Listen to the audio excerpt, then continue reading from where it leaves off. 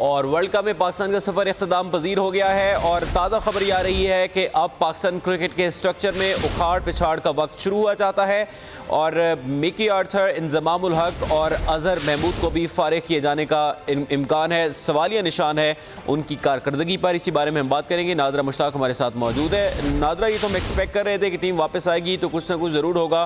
क्या होने जा रहा है पाकिस्तान क्रिकेट बोर्ड में?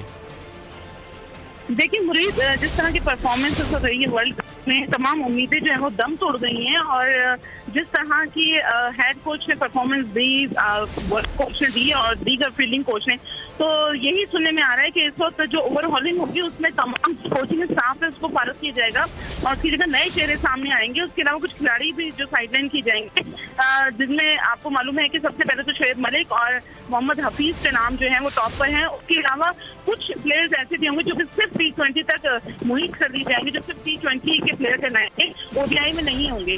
रही बात चीफ सेलेक्टर की, तो उसके लिए कुछ नाम सामने आ रहे हैं। आपको मालूम है कि जब एहसान वानी इंग्लैंड जा रहे थे, उन्होंने मुलाकात की थी मोहसिन हसन खान से और थोड़ा सा खुशी का इजहार भी किया था और साथ में ये भी कहा कि आपने स्कूटिंग कमेटी से तो इस्तीफा दे दिया है, लेकिन हम चाहेंगे कि आप जो है बोर्ड का हिस्सा रहें। तो पहले भी वो कोचिंग करते रहे हैं, तो हो सकता है कि उनको बाकायदा कोच अनाउंस किया जाए या फिर चीफ सेलेक्टर भी रहे हैं और बहुत अच्छे कोच रह चुके हैं, तो चीफ सेलेक्टर कोच में से उनको ओहदा मिल सकता है। लेकिन साथ साथ मोइन खान का भी नाम आ रहा है क्योंकि उन्होंने भी चीफ सेलेक्टर के फराइज अंजाम दिए हैं पाकिस्तान क्रिकेट बोर्ड में, तो उनकी भी दौड़ जो है वो इसमें शामिल है। उसके अलावा शोएब अख्तर शायद बॉलिंग कोच के लिए उनको कंसिडर किया जाए।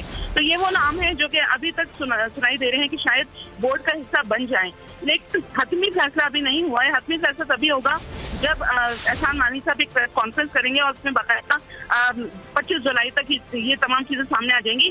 कल सरफराज अहमद जो है वो यहाँ पर प्रेस कॉन्फ्रेंस कर रहे हैं कराची में, और जो भी उनके प्रॉब्लम्स आई हैं इस वर्ल्ड कप के दौरान वो सब बताएंगे। साथ में शादाब और इमाद वसीम भी प्रेस कॉन्फ्रेंस करेंगे रावलपिंडी में पीर को, और उसके अलावा मंगल को भी प्रेस कॉन्फ्रेंस होगी। बाबर आजम और इमामुल हक लाहौर में करेंगे।